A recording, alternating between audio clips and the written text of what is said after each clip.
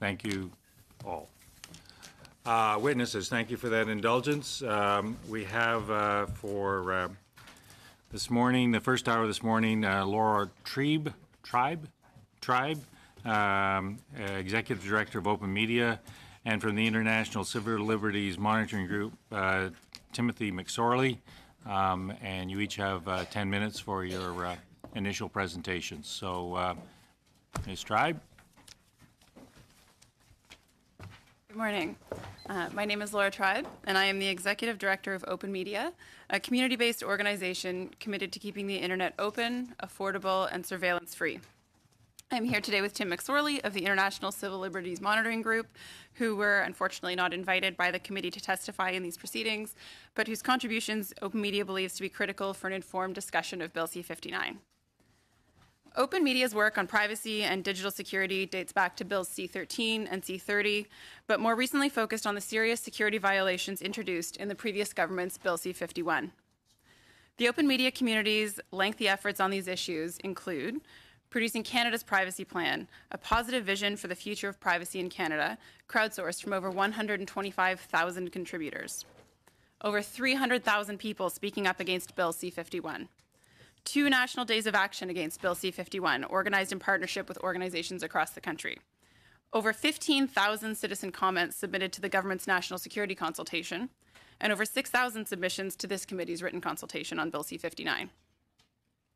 Public Safety Canada's report summarizing the national security consultation results showed that Canadians are overwhelmingly in favour of increased protections for personal privacy. More than 4 in 5 responses indicated that their expectation of privacy in the digital world is the same as or higher than in the physical world. So when Bill C-59 was introduced, we were relieved, a sign that change was coming. But the more that the bill was analyzed, the more our worries returned. The changes are less substantive than we had hoped, and invasive new powers were even introduced. Bill C-59 fails to adequately address the information disclosure provisions and terrorist speech offenses brought in by Bill C-51, but also brings in new data collection, cybersecurity, and information sharing powers which further threaten our privacy and security. But today, this committee has the chance to make this right. Over 6,000 Canadians submitted their concerns with Bill C-59 via OpenMedia's written submission to this consultation. But since then, in the past 2 weeks, we've had almost 10,000 more Canadians sign a new petition concerning the expanded cyber operations powers in the CSE Act of C-59, which I shall read now. To the Standing Committee on Public Safety and National Security. As a concerned Canadian, I am urging you to address the dangerous new powers being proposed for CSE in Bill C-59. Throughout the process of reforming Bill C-51, Canadians have been very clear on the need to scale back the drastic and invasive national security measures in the bill. Public Safety Canada's own What We Learned report, which formed the basis of Bill C-59, confirmed that the majority of stakeholders and experts called for existing measures to be scaled back or repealed completely, and that most participants in the consultations, quote, opted to err on the side of protecting individual rights and freedoms rather than granting additional powers to national security agencies and law enforcement, end quote. The new active and defensive cyber operations powers proposed in Bill C-59 for CSE are directly opposed to the wishes of the majority of Canadians. We asked for privacy, but instead we got an out-of-control spy agency with even more extreme powers than before. Security and privacy experts throughout Canada have expressed in great detail the issues with the proposed bill and the changes that need to be made to protect the privacy and security of Canadians.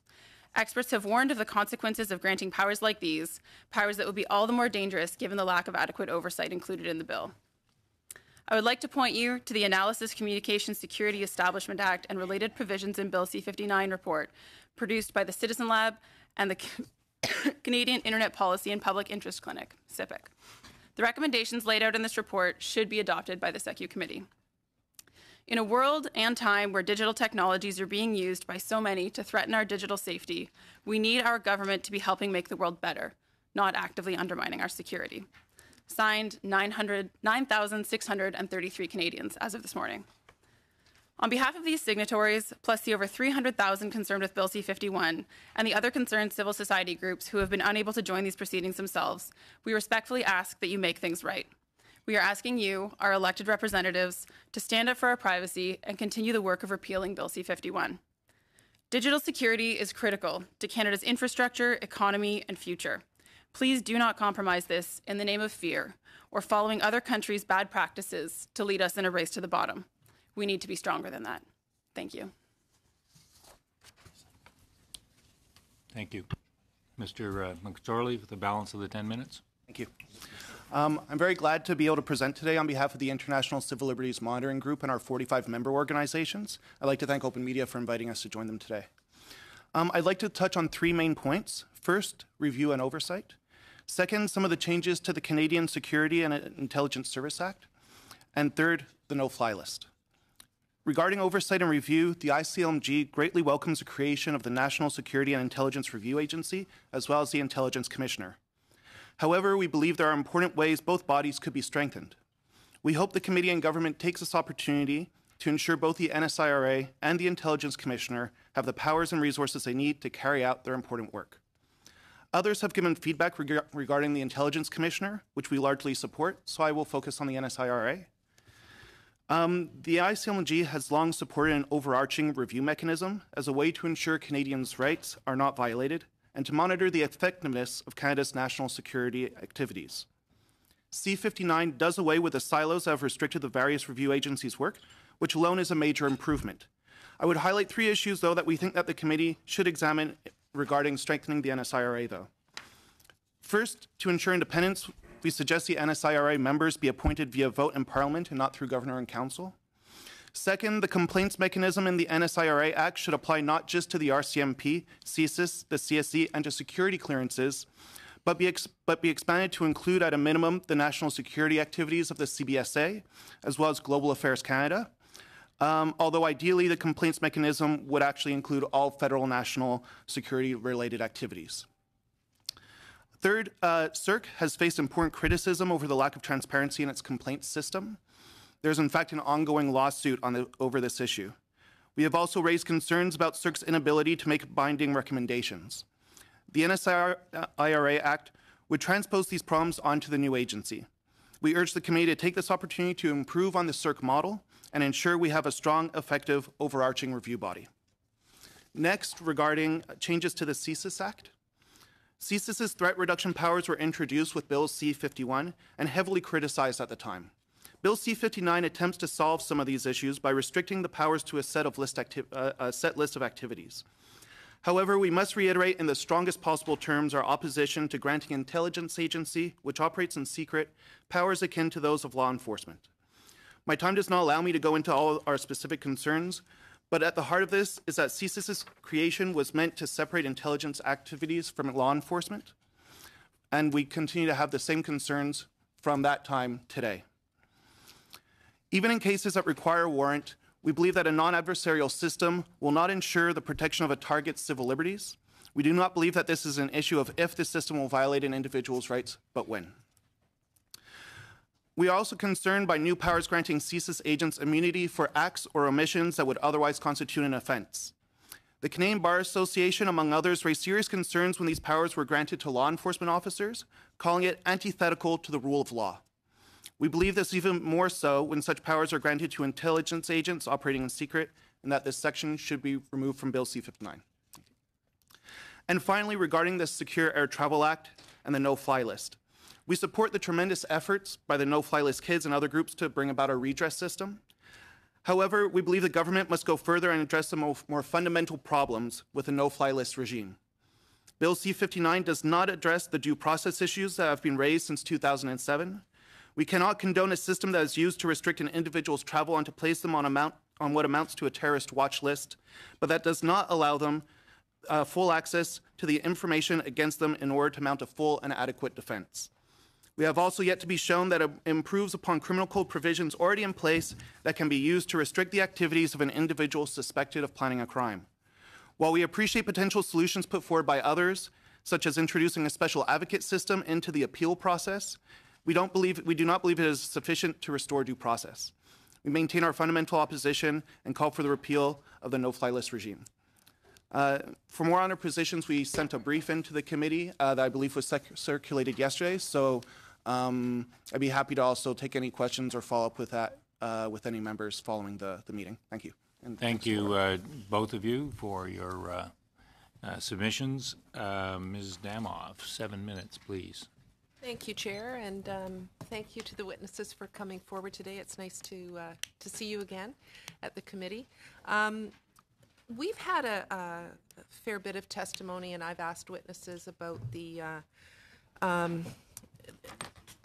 way CSE is using global information gathered from the global information infrastructure, and the fact that right now, while they don't spy on Canadians, they can Canadians' information can get wrapped up in whether they're abroad or whether they've been transmitting through this global information infrastructure. So what I'm wondering, would you recommend that we amend C-59 to clarify that a ministerial authorization should be required when CSE acquires information from or through this global information infrastructure where a Canadian is implicated in it?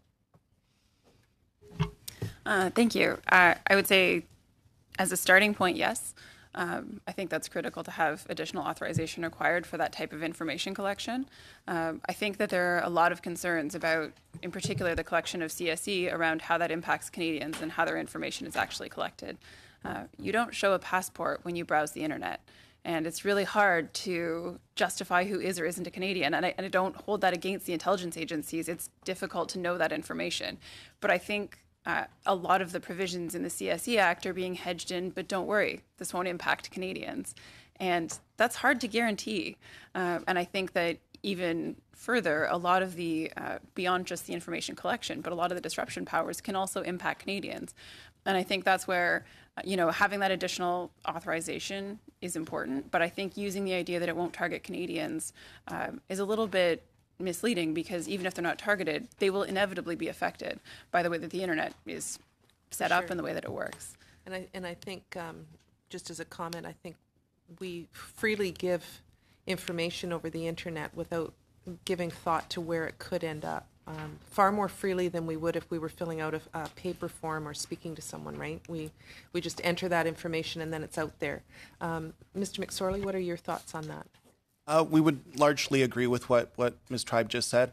I think, as others have pointed out, there's also just questions around the thresholds for those authorizations that we would want to keep in mind. But in general, we have the same concerns that there's no distinguishing what information is traveling over the global information infrastructure, and that there needs to be greater authorizations and oversight of any collection. Okay. So you'd support an amendment along those lines to the bill then?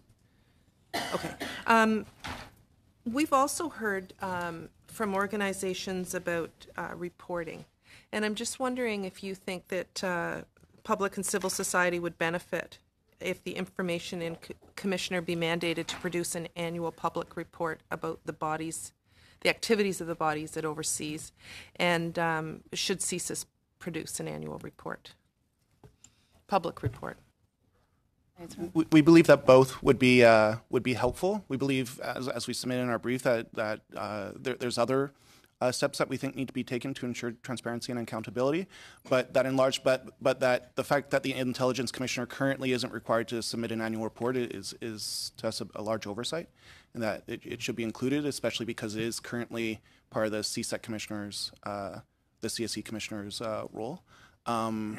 As well as having CSIS produce an annual report, we think would also help to clarify to the public. We saw yesterday CSIS issued a report on research it was doing, and it gives us a chance to debate publicly what kind of research and work that CSIS is carrying out. Okay. I would just add, I think one of the things that we've heard from our community is that the reports are really important, that type of transparency is something critical to earn that trust from those commissioners and those in positions of authority overseeing this. But that there's an added need to make sure that the reports are telling the whole story, because a report for the sake of a report doesn't actually instill confidence. So making sure that there are set criteria for what's being included in that, and that there are checks and balances to make sure that it's not just a report for the sake of it.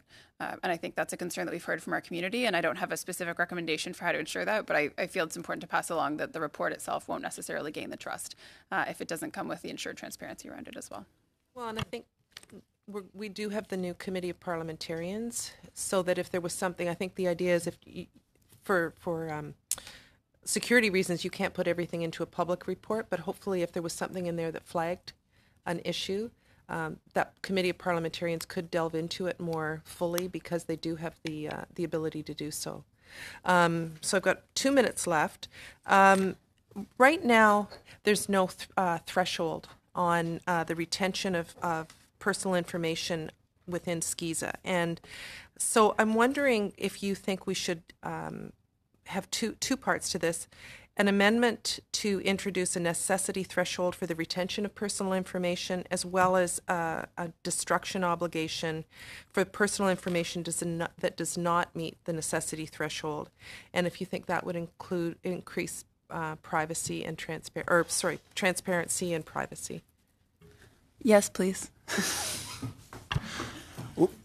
We also believe that that would improve SCISA. In our brief, we give an outline for why we were opposed to SCISA and have still grave concerns about SCISA. We believe there needs to be more done, as a privacy commissioner brought up in his testimony, regarding threshold for disclosure and receipt of information.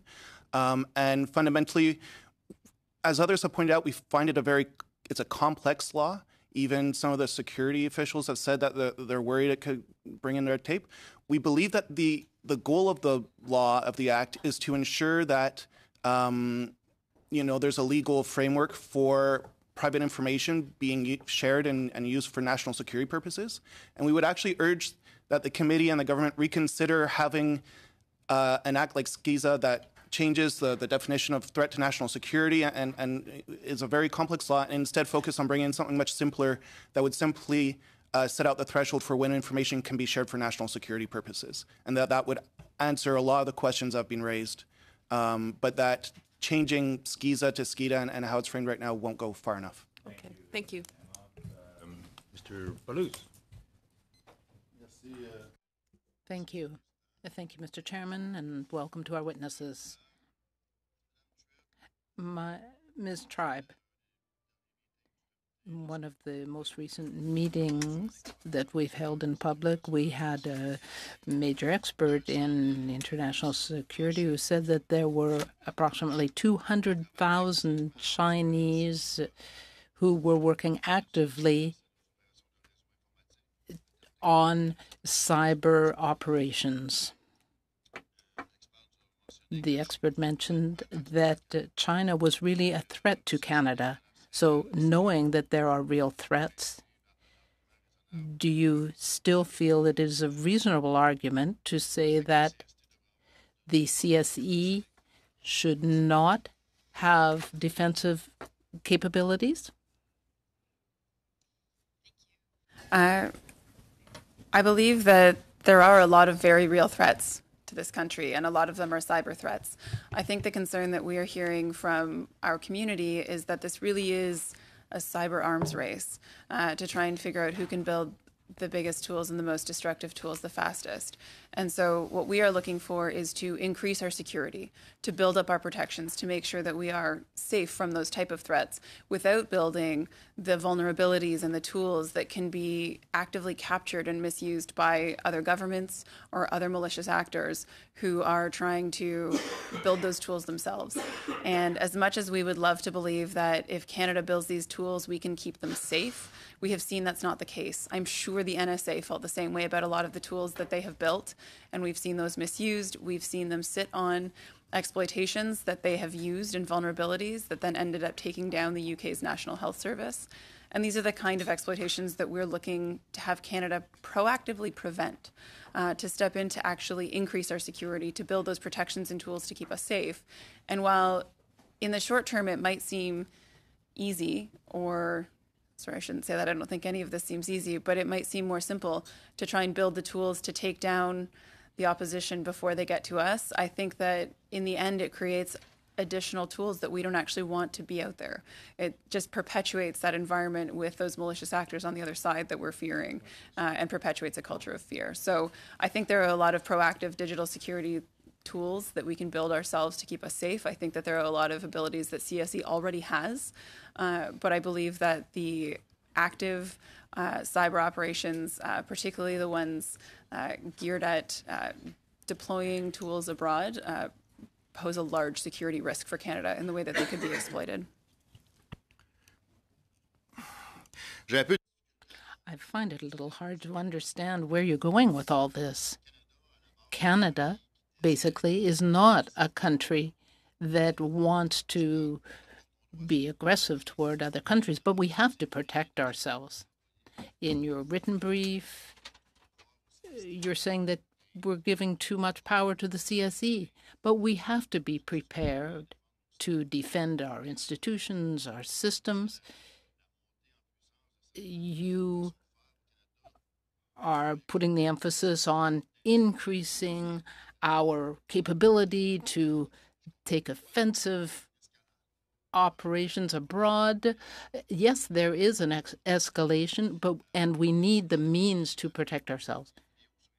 You have a video on YouTube, OpenMedia, and you say that Bill C-59 gives the CSE almost unlimited powers, as you put it, internationally, and that there is even the possibility of having wrong and fake news out that could influence elections and so on, as seems to have happened in the U.S. Now, do you think that the CSE is going to proactively influence other countries and democracy? The powers are that CSE would use. I know that based on experts' reading of Bill C-59 and the CSE Act, those are the capabilities that are possible within the powers that are being given to CSE. And I think that's the concern, is that, we might not be in a position right now where those are being used, but if we continue to grant those powers, we could be in a place where they are used, and that's our concern. Mais pensez-vous vraiment que le CSE... Do you really think that the CSE could do that or would want to do that? Why do you think that Canada would want to take that kind of action? And might and would use those actions if the context arose where they felt it was appropriate. These are really complicated political issues, and I'm not pretending otherwise. And I think that once you have those powers in a very opaque system where it's difficult to build the transparency mechanisms, that it's hard to see how we can put that trust in a system where we consistently see it being misused around the world.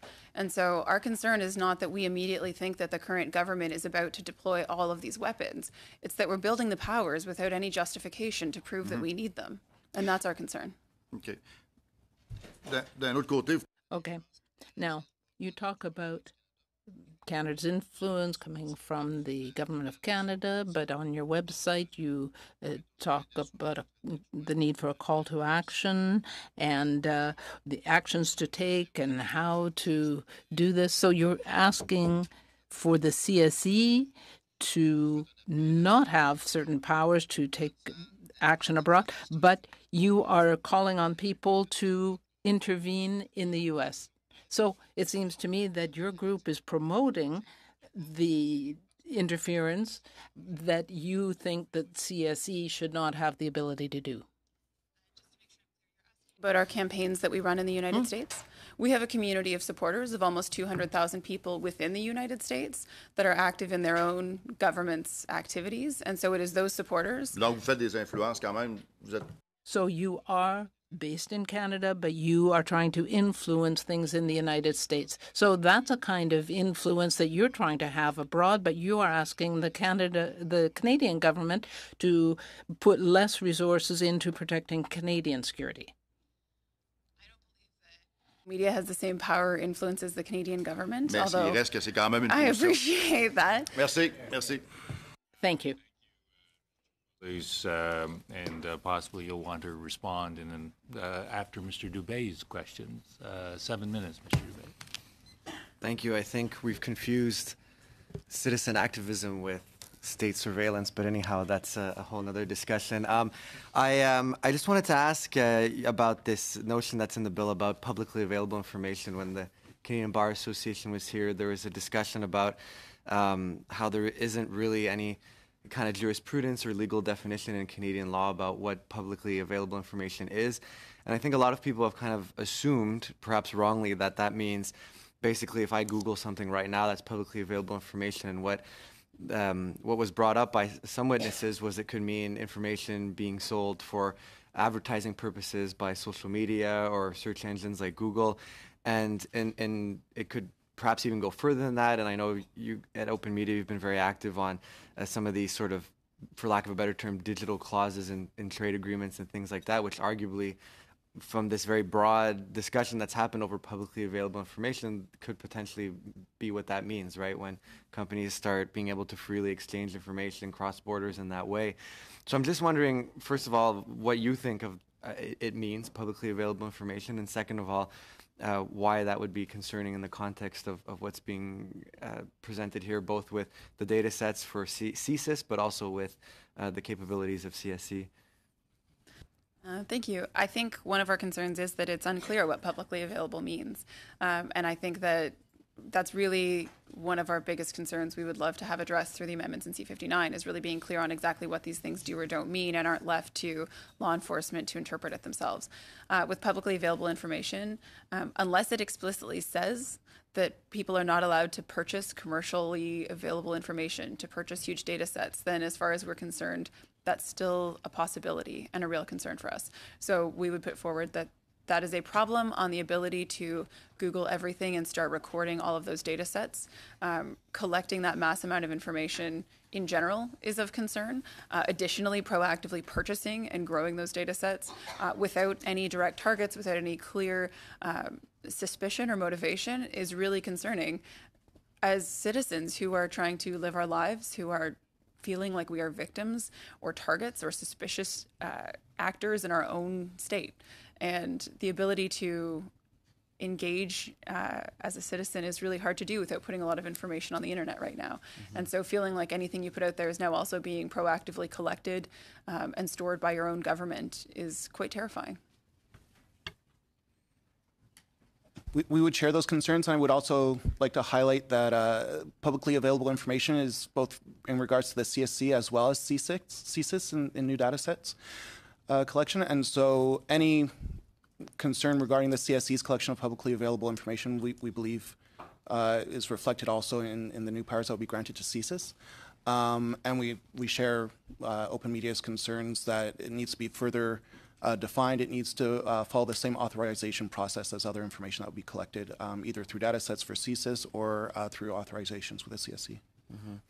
And the sort of natural follow-up to that is what's collected incidentally, which is also brought up in the legislation, and the counter argument could be made that that when they do collect incidental information, it requires authorization to keep, but it feels that the way the thresholds are defined, that it's not sufficient, that it would be relatively easy to justify the collection of incidental information while going after someone else. So what are the concerns about incidental information being collected? And because I think some people, again, I just in sort of the digital world, I think incidental information means something very different than it would have meant with a for lack of a better term, a more old-fashioned police or national security investigation from 25, 30 years ago, for example. Yeah, I think the concerns with incidental information is that the non-incidental, the critical information in a lot of cases already feels too broad. And so the ability to keep that incidental information, to first define it and then also retain it, is quite challenging for us as citizens, for our community to really understand what that means to them. How do they know what's incidental? How do we as regular people understand what information is being collected about us, in addition to how hard is it to keep that incidental information? I think that we're hearing a lot of arguments from law enforcement that incidental information is not actually incidental, which is our first concern. And then even when it is, that it could be useful in future. And I think, if you're looking at 25, 30 years ago, that might be a notepad that's stored somewhere in a filing cabinet. I think right now it's these data sets where that information is being cross-referenced against multiple other data sets that can potentially provide a lot of either false positives or misleading information, which actually take away from the very purpose of trying to collect this information in the first place. Our concern would be that the inclusion of incidental information will in fact lead to what others have described as mass surveillance and collecting too much information. There's also been concerns raised as well as metadata not being properly defined and included. And so by combining that with incidental information, which often it could be very important information. Incidental isn't that it's just a minor information about somebody, but something that's collected outside of the scope of what the targeted investigation is. And in that respect, we don't have a clear idea of what that incidental confidential information would be. And so if it is to be retained, it would necessarily have to meet the same authorizations and thresholds for collection and retention and querying, which, as Ms. Tri mentioned, already we have concerns about the level, whether or not those thresholds are at the appropriate level to ensure adequate oversight and adequate kind of sorting of that information. Just quickly, as my time wraps up here, I'll try and make this as much of a yes or no question as possible, which is always precarious in this line of work. But there's been a notion at the border about how things have changed when it comes to cell phones. There's the suitcase rule, or however it's referred to, where you kind of have this expectation of sacrificing some privacy when you cross the border, whereas now with the ability being explored more and more to look at cell phones, that's different. Do you feel with legislation like this that the same kind of principle applies, that in a traditional investigation there would have been an expectation to hand things over, whereas now cell phones have so much information on it that the expectation has shifted in terms of what people are giving up to investigators? Yes. And, we are actively campaigning on both sides of the border around increasing border privacy for cell phones because there is so much information that is available there. And I think, yes, sorry. That's okay. Okay. Monsieur Picard, 7 minutes, s'il vous plaît. Thank you. You mentioned that we have laws and regulations that mention that we don't spy on Canadians, and we have the CST commissioner who came in before us confirming that there's no spying on Canadians. And even that, you mentioned at the beginning of your speech that that spying on Canadians is not a guarantee, and we cannot trust the simple fact that although it's written somewhere that we are not sure that the CST will or will not spy on Canadians, what does it take then to make sure that we can assure that? I think that one of the things that is important to address is that they cannot be sure, and that there will be some spying on Canadians. So when that information is identified as being as Canadians' data or information being collected, it's immediately treated otherwise, but also proactively putting in those protections to ensure that Canadians are not included. And I think that in some cases, some of the provisions that are being put forward in the CSE Act will inevitably target Canadians. And I think that's one of the things that we are raising concerns around. I think there's a number of recommendations in the Citizen Lab CIPIC report that would also help address that. But I think that the biggest thing is to recognize that it doesn't just work that way. And we have to put provisions in place for trying to proactively identify Canadian information, and then also making sure that it's treated as such once it is identified, and recognizing that it might also just be that Canadians are going to be caught up in this. So let's not build systems that we don't want Canadians to be a part of. When you talk to a stranger, do you ask whether the stranger can be under surveillance by another country, so you don't get caught in a maybe monitored call? Personally, ask people if you talk to a stranger, how do you make sure that you will not be caught in a monitored call because this person might be a target? It's true. We don't know if in our communications where it could be targeted or surveilled, and that's why we believe that we need the strongest possible authorizations and restrictions on how the surveillance tools are used, both in Canada and part of what we do at the ICLMG is we argue that Canada also has an obligation to kind of set a standard and to work internationally to ensure that there's a standard for what other countries do as well on an international level. And we know that's difficult to achieve. We're not, dreaming that every country is going to be friendly and not spy. But we believe that Canada states that it plays a proactive role in protecting civil liberties and human rights on the international level, and that we need to set those policies domestically in order to set an example internationally. The work both of your organization is doing, making sure that our private life is well protected, our rights are well protected, is needed, and we salute that.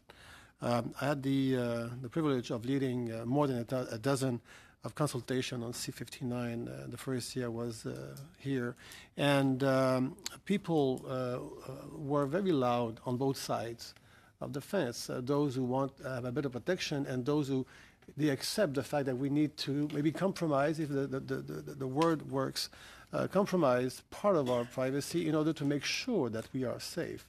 And I'm sure that you did a lot of research on here and there to make sure that you get the most precise comment and value-added comment supporting both sides of the fence. What is the nature of the comments you receive from those who accept reducing their privacy in order to be more secure? The majority of comments that we received, in fact, I would say almost the entirety of comments that the open media community submitted, were not asking for us to compromise our privacy. I think that we saw in the consultation results that over 80% of submissions actually asked to increase our individual privacy, feeling that we've already overstepped those boundaries of individual privacy in the name of protecting national security, and that it isn't actually a balance. And I think that's really the biggest problem that we keep running into, is acting as though we have to sacrifice all of our personal information in order to be safe, when in actual effect, we haven't seen any evidence that the mass surveillance and mass collection of data has helped prevent any national security incidents. And we also haven't seen any evidence that, excuse me, that information is lacking in future. We haven't seen that it's providing the insights that we need. And all we've ended up seeing is that Canadians are scared. They're scared of the information their government is collecting about them. They're scared about how it could be misused in future. Maybe not by this government, but the government after that or the one after that. We've seen a lot of fear after the change in government in the United States and the way that the information is being misused about what happens when that information gets into different hands. And that's only when it stays within the government. And if that information gets into the hands of someone outside of the government, if, we hope never happens, our intelligence agencies are actually compromised themselves, we have and are collecting the information on our own citizens that hand it over to any other government. That's terrifying. And so I think what we're really hearing from our community is, prove to us that you need it. Prove to us that it helps. You mentioned that with the technology, and I'm following Mr. Paul's question, the technology and other countries may increase a threat in Canada, and therefore you are looking for, and I'll quote you, tools to take down. So you are open to the possibility of taking measures to make sure that we reduce the aggression or the attack before it happens, and then we have to act after the fact. So what are the justification behind your position to increase those measures to be offensive, which seems to be the same justification you do not allow CSIS or CST to act for the same reasons? I'm not clear on exactly which contribution of ours you're quoting, but I would say that our concern is that we don't have strong enough protections internally to prevent ourselves from cyber attack, making Canadians and Canada's databases vulnerable, in addition to the fact that we do not believe that we should be proactively creating devices, tools, and technologies to go on the cyber offensive, particularly without the checks and balances that we're asking to be put in place. It appears that we've had a massive case of inter-party cooperation break out here. Mr. Dubé, 5 minutes. Thank you. We don't want to start trends here, or rumors of any kind. I just wanted to go back to the issue of data sets. There's been, I think even for parliamentarians, some confusion as to what that means. And I think the Privacy Commissioner made an important and interesting point when he mentioned that there's always this, you always have to consider the future definition of what it will be as technology evolves, but also how it's being defined currently, and that I'm just wondering what you think of the definition and whether that or not that's appropriate, both for now, but also how things will change in the future. Sorry, just to clarify, do you mean a specific kind of data set for CSIS, or just the idea of data sets in general? In general, and also just how it's defined in the bill. Right.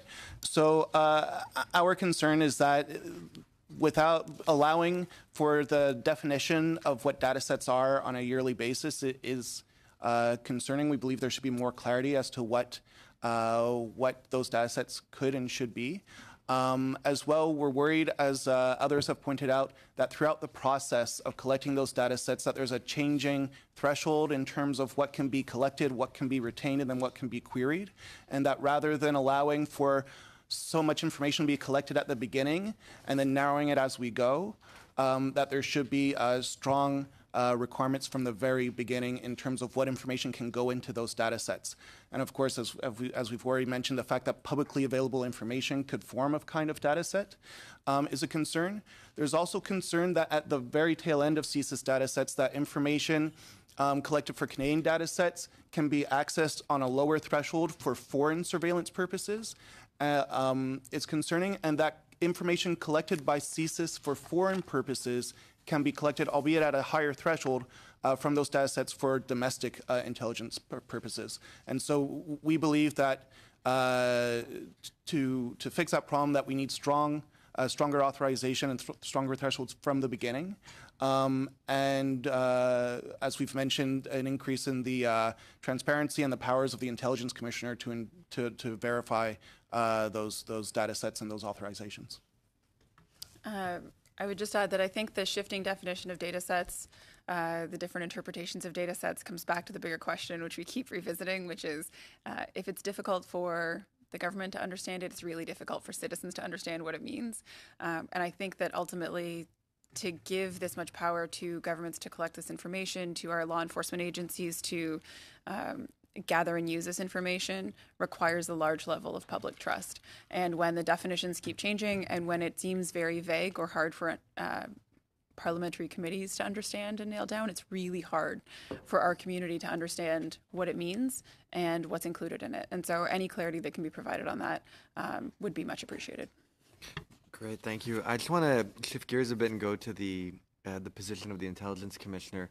And it perhaps seems like a nitpicking thing, but I think it's important, this notion that it's essentially it's a part-time position. And I'm just wondering what your thoughts are on that, if you think it should be full-time, especially considering that should this bill be adopted, it's essentially the only form of real-time oversight versus everything else in this country that's review-based after the fact. We believe it should be a full-time position, and as others have suggested, that perhaps a pool could be expanded from being a retired judge to looking at the current kind of judicial pool. But definitely for the amount of work that's expected from the Intelligence Commissioner, we believe it needs to be a full-time position. We would agree. Great. Thank you very much.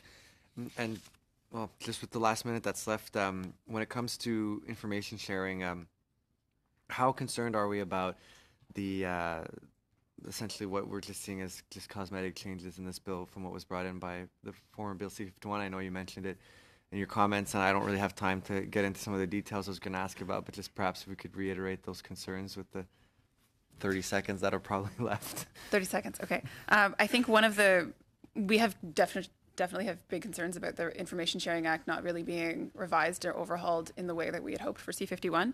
I think one of the big changes that we would look for is actually just limiting the information requested to those who request it, and not allowing it to be continued shared between departments after the fact, and also limiting who can access information within other government agencies.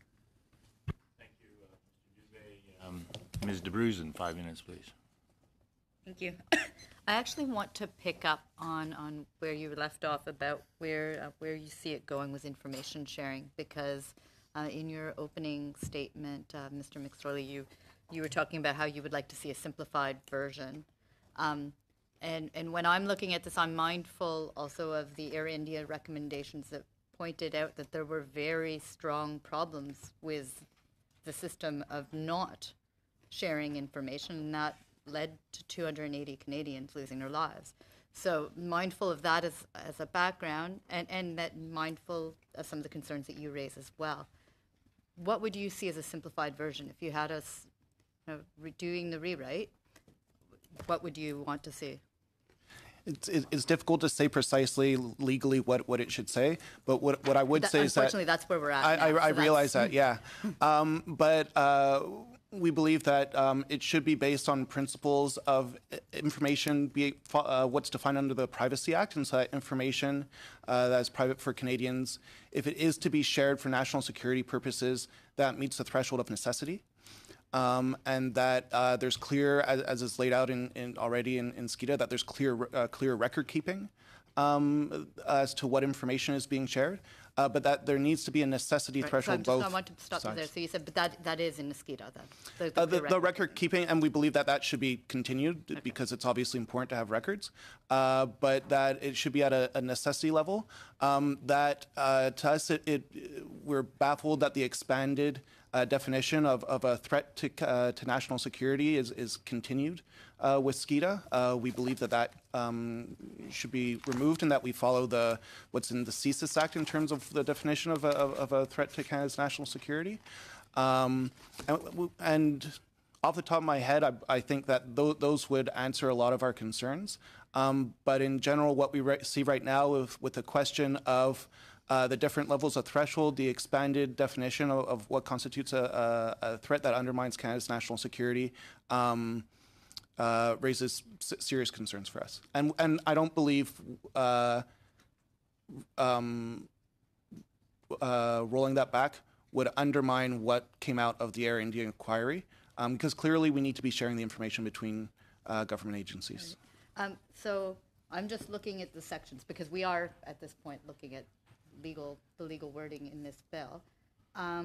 You're talking about activity that undermines the security of Canada.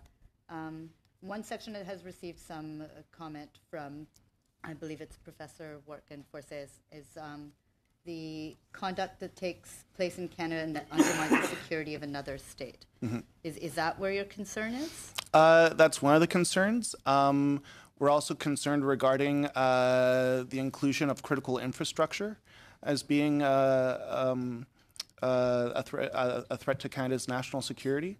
We're also concerned, and CCLA has raised this, that the changed wording around trying to carve out political expression and activism, adding in the clause that unless it's carried out in conjunction with one of those issues, actually it causes a larger problem than what we see under the current in SCEDA. Do you mind? So I want to stop because I wanted to ask you about the critical infrastructure, and I only have about a minute and 20 seconds left.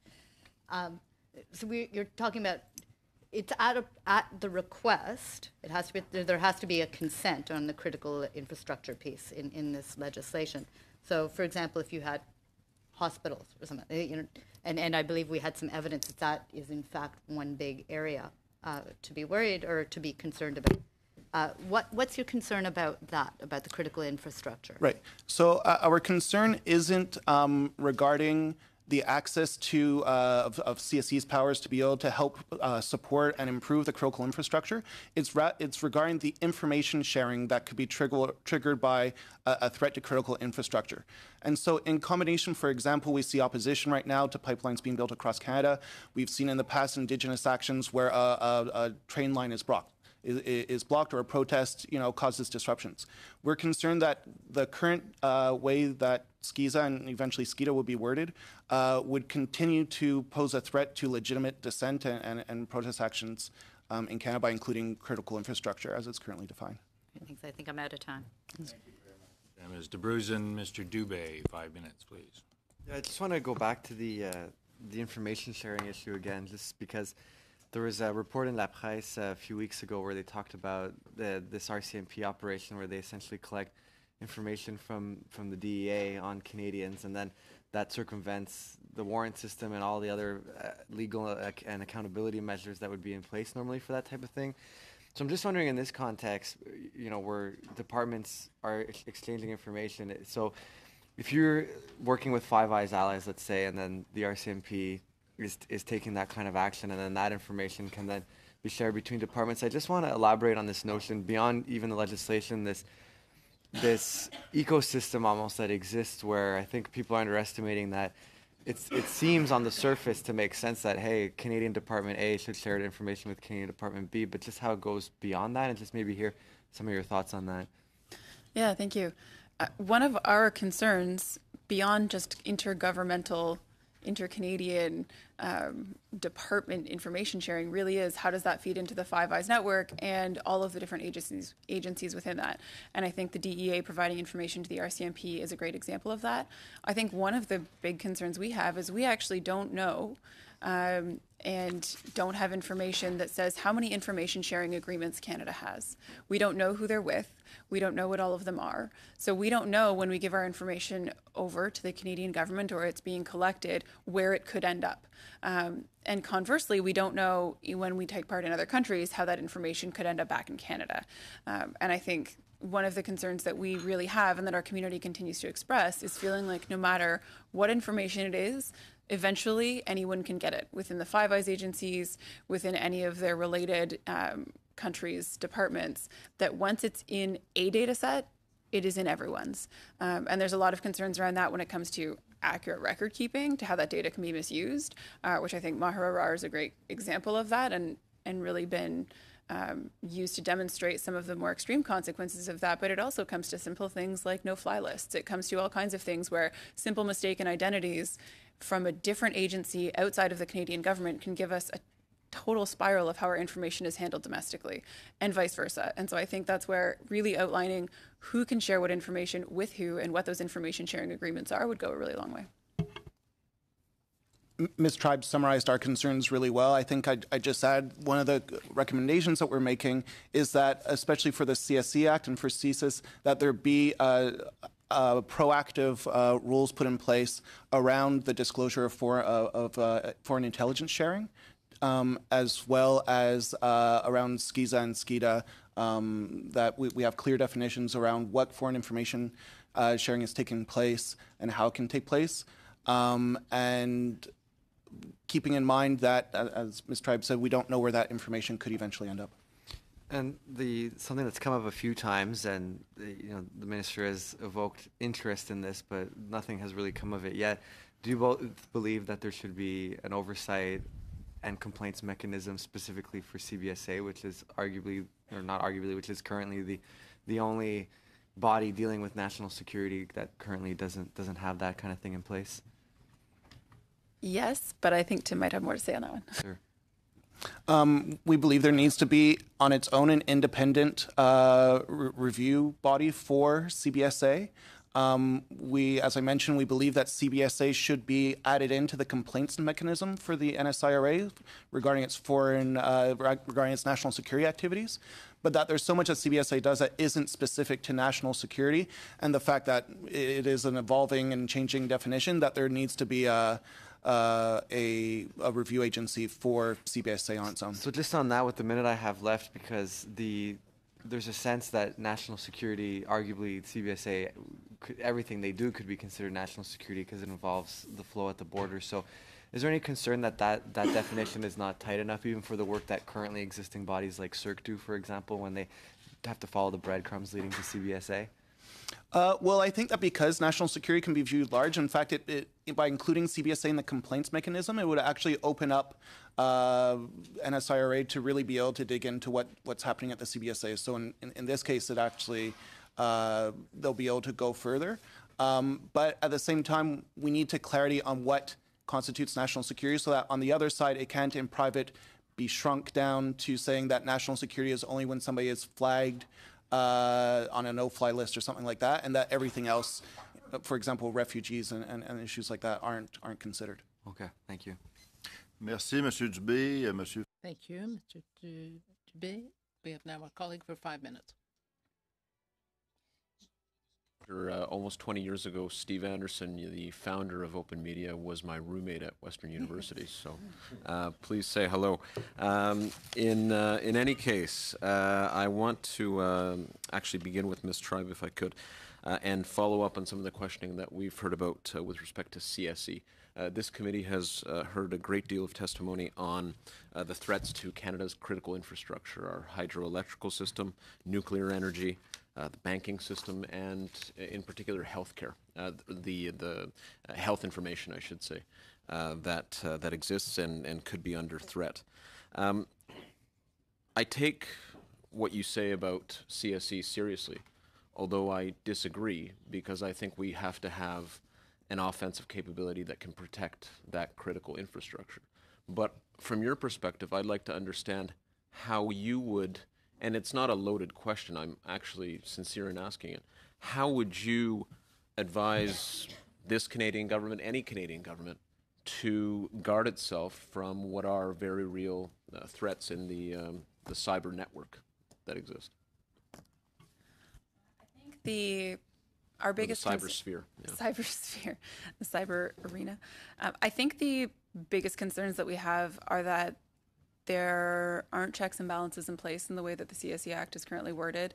I mean, there's 90 pages worth of report and recommendations that have been put forward on it specifically by Citizen Lab and CIPIC, which I think get at a lot of the details. But fundamentally, what our concerns are is that the scope is too broad and it lets CSE do too much without the accountability and the checks and balances to make sure that it's only being used if someone is targeting something like our energy infrastructure. Because my time is limited, I want to read a quotation from you. It comes from James Lewis, the director of Strategic Technologies Program at the Center for Strategic and International Studies, who says that the most effective way to provide sustainable and long-term protection against cyber attacks is through offensive capabilities and the destruction of opponent networks and systems. If we continue with an orientation that is strictly defensive, it's the equivalent of a static defense defending fixed positions rather than maneuvering and conceding initiative to opponents. So the nature of national security is changing on a constant basis.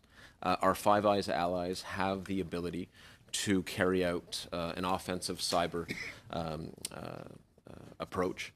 And I'm not simply speaking about the United States. New Zealand, Australia, middle powers like Canada have this ability already. In fact, we've heard at this committee that we are behind those countries. So what would you say to someone like Professor Lewis here, who is saying that if countries like Canada choose not to act, then we're always going to be on the defensive and we can't actually preempt attacks again to critical infrastructure that's so important for the safety and security of this country? I think and its citizens. there are two responses to that. The first is that is a very proactive military solution or militaristic style solution, which is fundamentally just not what we're hearing from our community is the approach they're looking at. And it might look and feel different because it's being done online, but it's the exact same approach as feeling like we need to get them before they get us, which is just a difference of opinion, and we might just have to agree to disagree in that belief.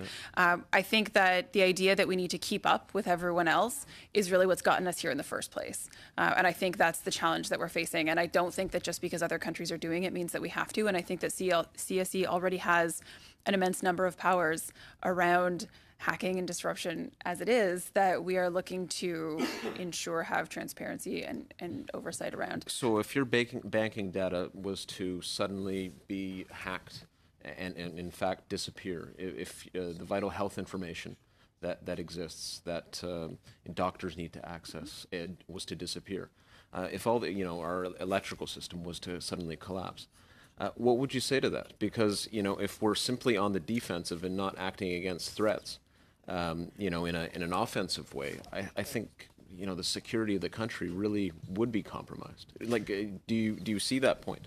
Absolutely, I see that point, and I think that we are focusing so much on trying to get them before they get us. We're failing to recognize where we're weak, where we're vulnerable, and also ignoring some of the powers that we already have. And I think that, if our health information is to suddenly disappear, of course that's of concern. I don't think that the ability, I think that there are a number of abilities that CSE might like, or we might like them to have, that potentially are even proposed within the CSE Act, but it doesn't come with the limitations that we need to ensure that it's only being used for things like our health information. I think that the scope is too broad. I think that the clarifications are not there to provide the trust that Canadians need. We weren't consulted on it. We were never asked in the consultation what we thought about giving CSE new powers, and I think that's where our community's concern comes from. Final question: where does terrorism? Okay. Merci, Peter. We'll talk. Thank you, Peter. Thank you. I would like to thank our witnesses for being here this morning. Thank you. We're going to adjourn for just a few minutes until our next